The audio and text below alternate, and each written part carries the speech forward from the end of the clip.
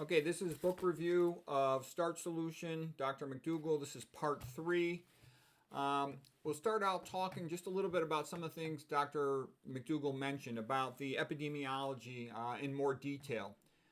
He starts out by saying, well, vegans are better looking than other people. The reason is they got better blood supply to their skin. They get more of a look of glow of vitality, if you will, and they're skinnier. And he talks about how health is attractive. And the reason health is attractive is because we have to pick somebody to mate with, and we want to mate with a person who's healthy because it's more likely that the children will be healthy. It's more likely that they'll survive to help take care of the child. Next thing he says, most people think that starches are bad, that they turn to sugar and the sugar turns to fat. But if that were true, how come 1.7 billion rice-eating Asians are skinny? Why don't they get skinnier and healthier when they move to the USA and they start eating more meat? Instead, they get fatter and sicker. If potatoes and another starch were fattening, then how come the potato eaters of Peru are so trim and so strong? Mcdougall used to lead these adventure trips to Peru. If the people of Papua New Guinea, central Papua New Guinea, they eat almost entirely sweet potatoes, about 93% of their calories. But they don't have any need for Weight Watchers. They're trim and strong. The same starch-based populations have very low rates of diabetes, arthritis, gallstones, constipation, multiple sclerosis, heart disease, and cancer, breast cancer, prostate cancer, colon cancer, because those are like diet-related cancers. Fat makes people fat. The fat you eat is the fat you wear. When you eat fat, only 3% of the calories are lost in the process of transferring it from your intestine to your cells. So what that means is the fat that you eat through your mouth goes into your gut. Only 3% of calories, that much energy is used to take that piece of fat and store it in your fat cells. And there's so little change involved that if you do a biopsy of their fat, biopsy of their belly, for example, the fat you get out of the biopsy will be the same as what they ate. So if a person eats a lot of sat fat, the biopsy shows up sat fat. Same for omega-6, omega-3, or trans fat. The other thing he says is moderation is impossible for passionate people. And that goes back along the lines of, and Dr. Mcdougall has said this before, you don't tell an alcoholic they can drink on the weekends. You don't tell a cigarette smoker they can smoke on the weekends. They have to quit smoking. They have to quit drinking. And the other thing, too, is, it's not easy to have one piece of pizza. It's probably a good idea you just don't eat pizza anymore. Like the Lay's potato chip junk food where they put all these flavorants on it. They say, I bet you can't just have one. And most people can't. So it's good to just not go down that path. Okay, here is some data from a paper written by Roy Swank. Roy Swank was a neurologist who started out working in Canada. He had gone through all the data on Norway, whereby the person eating more dairy had more multiple sclerosis, more of an autoimmune disease. He did research on animals, Roy Swank did, where he would feed them high-fat diets. And he noticed with the high-fat diets, you would get something called rouleau formation, where the red blood cells stick together and they stack up like stacks of coins. Rouleau means stack of coins in French. You would also get just these blobs of red blood cells all stuck together, and that's called blood sludge. And it's thought that prandial means eating. So immediately postprandial, after eating, the chylomicrons would stick the red blood cells together. And that ends up being a big deal because a red blood cell already is bigger than a capillary. Typical red blood cell is about 7 microns in diameter. Typical capillary is about 5 microns. So if you're sticking these red blood cells together, you got this bulky, multi-level submarine sandwich, so to speak, trying to push through a capillary. Pressure has to go up to pump that through. So it's going to cause hypertension. Also, it leads to decreased oxygen reaching the tissues. In the ballpark, the high-fat diet is causing about 15 to 20% decreased oxygenation of the tissues. And the tissues can handle that 15 to 20% typically, but you start superimposing things on that, like more sodium. There's a vasoconstrictor. If you got leaky gut, you're going to have more postprandial tendency to clotting. If you're stressed out, your blood's going to be a little more prothrombotic. So these are going to make red blood cells stick together more. And it's going to be harder and harder to get those red cells push through the capillaries without increasing blood pressure. Roy Swank tested these things in animals, let's say after butterfat. After one experiment in hamsters, he got a 30% drop in O2 delivered to the tissues in the brain on one of his studies. You can look at red blood cells for these types of experience in the cheek pouch of a hamster. You can look at it in the eyes in humans. Meyer Friedman and Ray Rosenman did that study on humans. You can look under the tongue. sublingually in humans. And Dr. Mcdougall points out safflower oil causes just as much sludging as sat fat. So both sat fat and the omega-6 fats are known to cause this blood sludging. So the omega-6 fats are all the typical cooking oils. This picture actually comes from the idea from, like, you know, Dr. Klaper talked about this. The movie Game Changers had a picture of this. Here's normal blood in a test tube. The red blood cells sediment to the bottom. They contain iron. That's your hematocrit. Then you have the little white thing in the center. That's called the buffy coat, where the white blood cells are. Then you have the plasma, which normally should be translucent. You should be able to see through it a little bit. When you eat a high-fat meal, you get all this fat debris, and it becomes relatively opaque. You can't see through it.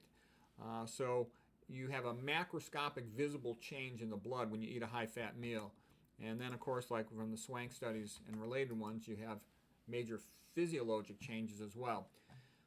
And by the way, I learned about this research from Dr. Mcdougall. It isn't in the same chapter. I'm not going to go exactly chapter by chapter. What I'm doing is I'm trying to just show you the key points so you get it. Because once you have a comprehensive understanding of this, then you'll feel solid on it. It'll be easy for you to follow the diet. The reason I don't eat the other foods, and it's super easy for me to follow the diet, is because I consider the other foods basically poisons. I wouldn't eat them unless I was starving. Why would I want to eat something that's bad for my health?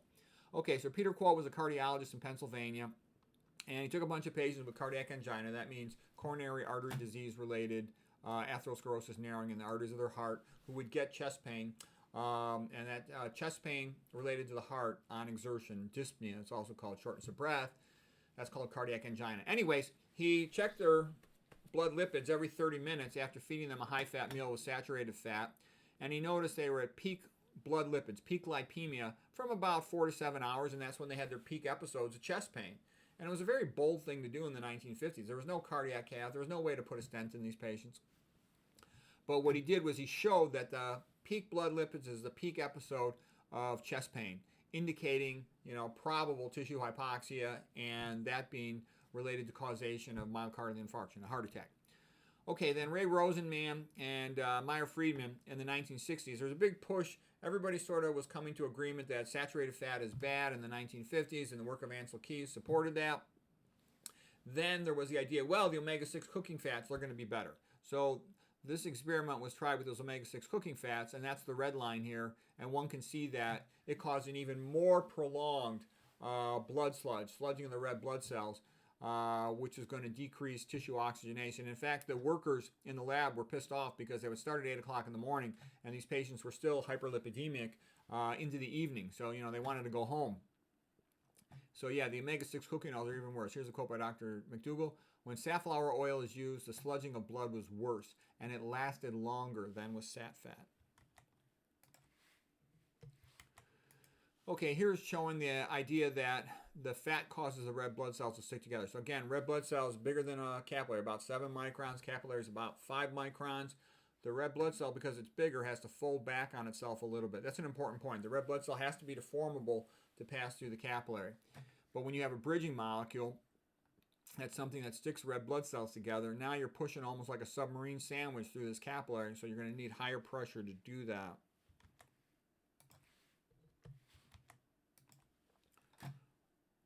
Okay. So here is showing a graph of LDL cholesterol, low-density lipoprotein, LDL, versus viscosity. Viscosity just means thickness, the thickness of the blood. The higher the LDL cholesterol, the more higher the blood viscosity, the thicker the blood is. And the important point I'm trying to make here is atherosclerosis is a blood clot, okay? And so the thicker the blood, the more likely it is to clot. The more likely it is to clot, the more likely the person is to have a heart attack. Because what is a heart attack?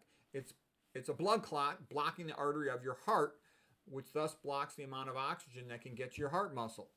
Okay, that's a heart attack. And then the next question is, well, why does this all happen? Because red blood cells, they've got a zeta potential around their periphery, a negative charge, okay? And that's good. They both have a negative charge, so they repel each other, which is good. You don't want them to stick together.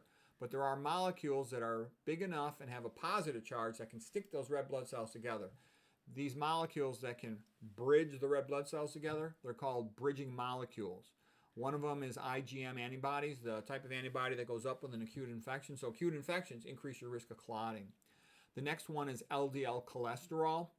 the same one we just talked about right here, makes the blood thicker. The other thing, as you can imagine, is the purpose of a blood pressure is to get blood to the top of your brain, the upper cerebral cortex. And so you have to pump that blood against gravity to the top of the brain. Now, if you're pumping regular blood, it's like water. It's relatively easy to pump it to the top of your brain. But if you're pumping thick blood because of the high LDL cholesterol, because of the high dietary fat, you're going to need to pump thick blood like a milkshake under higher pressure to get it up to the top of your brain. Okay, other things will make the blood cells stick together as well. Fibrinogen is a blood clotting protein. And well, guess what? When you're stressed out, fibrinogen goes up and it makes more red blood cells stick together.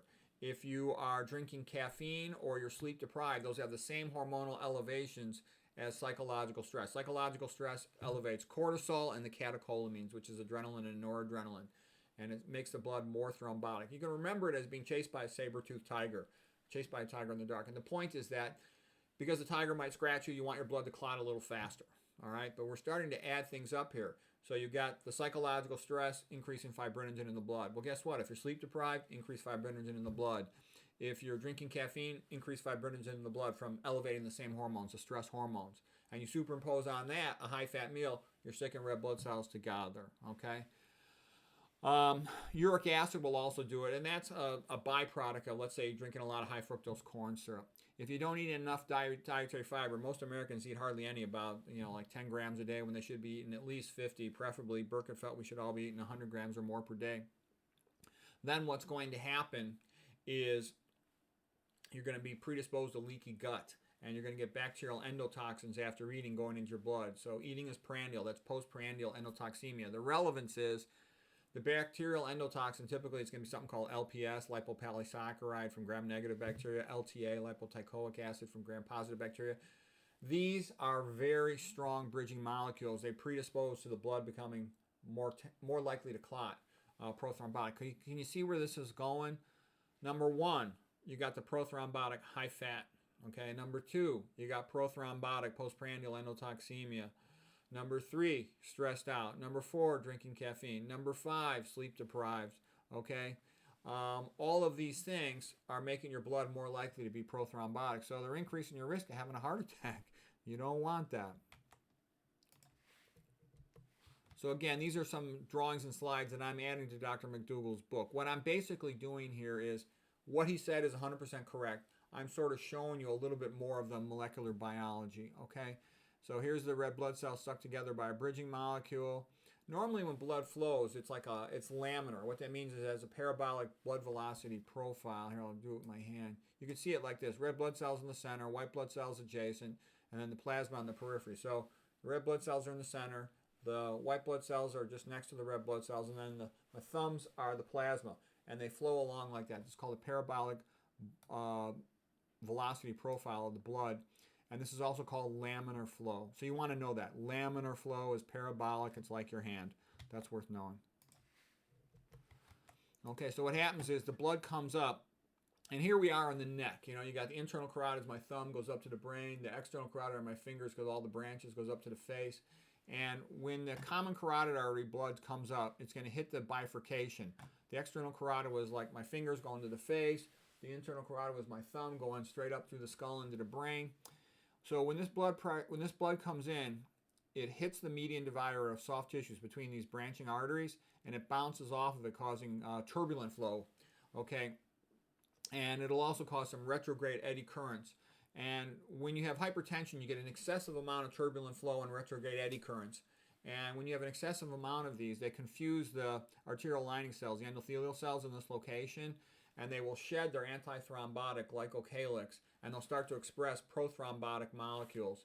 And that'll predispose to forming clots. And remember, atherosclerosis is a blood clot.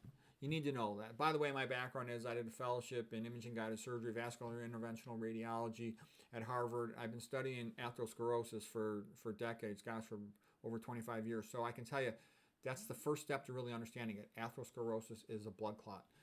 I've looked at I don't know how many thousands of CT angiograms. You can't tell a blood clot apart from atherosclerosis because it is a blood clot. Okay, so anyways, it'll form on the far wall away from the median divider. And this is the same thing that happens at bifurcations throughout the body, including the coronary arteries. So what can you do to make this less likely to happen? Well, lower your dietary fat, lower your dietary sodium, so your blood pressure is under control, and you don't get it to hit the median divider so hard, okay, and avoid these prothrombotic things. Okay, eventually pieces of this can break loose and go distally to the brain and cause a stroke. In your heart, pieces can break distally and cause a heart attack in the smaller vessels of the heart. Okay, so Dr. Mcdougall describes the situation as 5 major poisons in animal food. He says excessive animal protein is a poison, and T. Colin Campbell really worked that out. You know, his classic book is the China Study. He also wrote, you know, The Future of Nutrition and Whole. But the key point was the more animal protein you eat, the more predisposed you are to cancer. The more animal protein you eat, it also has an anabolic effect. It almost tells the body now is the time to build, and it actually causes an elevation of blood cholesterol. The more dietary fat you eat, the more likely you are to become fat yourself, the more likely you are to develop insulin resistance, the more likely you are to end up being at least partially immunosuppressed. In separate lectures, I talked about how high dietary fat, and I don't care which one of them it is going to lead to decreased function of the immune system, and it's going to lead to more obesity. Lydia Lynch, the Harvard researcher in immunology, has shown that elevated dietary fat and elevated obesity, which has a spillover effect leading to more fat in the blood, they both suppress immune function. And in her research, they showed increased rate of cancer growth. And that's another reason why I think the ketogenic diet is kind of a foolish choice for a cancer patient, in my opinion, based on a lot of study. You can take a look at Lydia Lynch from Harvard, her research on that same question. Okay, excessive cholesterol. So there's a lot of cholesterol in meat. That's how mammals stabilize their plasma cell membranes, by adding more cholesterol to it, versus plants don't have cholesterol. So you're going to get more cholesterol that way. Now, it's also true the majority of cholesterol in the human body, you can make it in individual cells, and you certainly make lots of it in the liver. But I want to make that point too. You're eating a lot of it as well when you eat animal foods. There's more of methionine as an amino acid in plant foods, about 4 times on average overall more than plant foods. The problem with methionine is 2 problems. Number one, it helps activate mTOR. That's the growth pathway, the anabolic pathway. And you don't want that. It can accelerate the growth of cancer, it's thought. The second thing is methionine is a sulfur-containing amino acid. There's also more cysteine. So methionine and cysteine, the sulfur-containing amino acids, well, those are relatively acidic, and part of their metabolic breakdown is to be made into sulfuric acid. They cause a low-grade metabolic acidosis.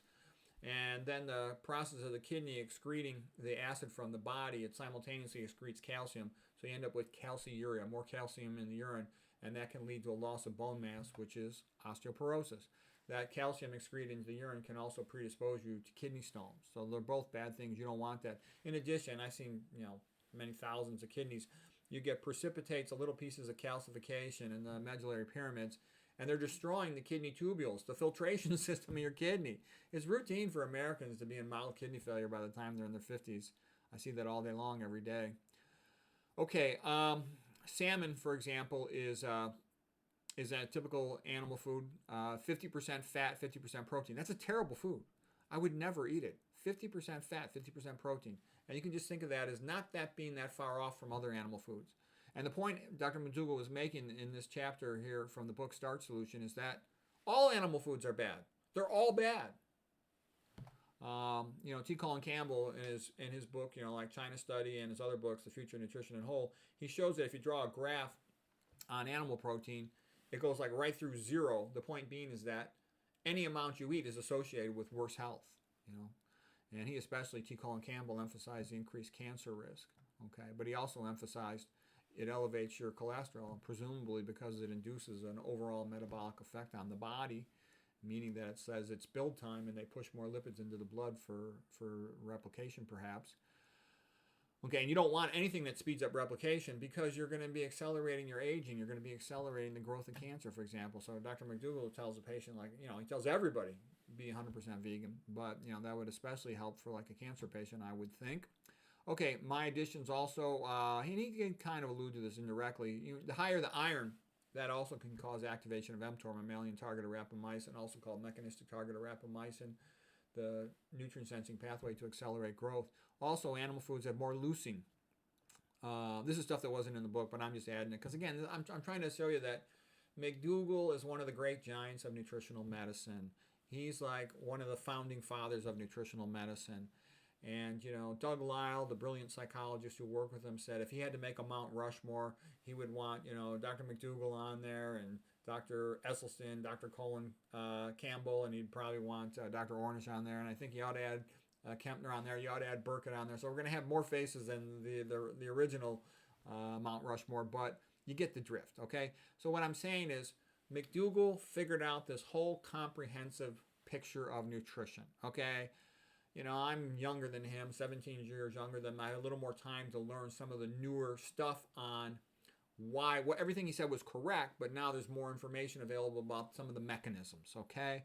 So we now know that leucine is activating mTOR, and that activation of mTOR is causing problems like methionine did, increasing your risk of cancer progression, okay? And we also know that that anabolic phase seems related to elevating blood cholesterol, which is going to make your blood more prothrombotic, going to increase your risk of having heart attacks and other vascular site occlusions like potentially a stroke. Okay, in general, the plant foods, you win in every way. They're low in fat, almost all of them, except for the high-fat plant foods. I recommend you avoid all the high-fat plant foods, by the way. I think avocados are a bad idea. They spray this terrible thing on them. AP, you know what. E, and then an L. Bad. You want to avoid that. Plant foods have like virtually no cholesterol. They're low in acid. Think about it. Meat is all acid. It's amino acid in the protein and fatty acid in the fat.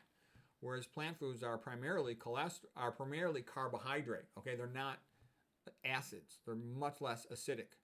And that helps also protect your kidneys. I mean, what does the kidney do? The kidney excretes nitrogen, which only comes from protein. There's no nitrogen in fat.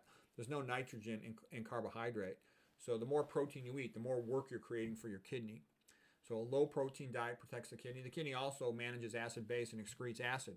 Well, when you eat a low acidity diet, like a plant-based diet, you make life a lot easier for your kidneys. So you protect your kidneys from going into kidney failure. And that's partly what Kempner was doing. Kempner showed you could keep these kidney failure patients alive much longer by putting them on a low acid, low protein diet.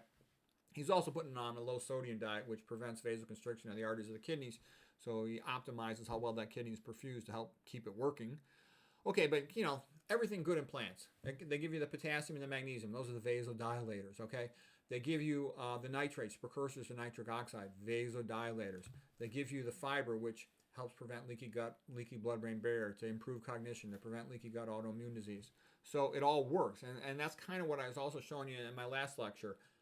McDougall has shown you the entire foundation here to understand why this makes you healthy. And I think the main reason you need this is just for your own individual curiosity, but also so you can stand up to all the nonsense you hear on the internet trying to get you to do things that are rather stupid.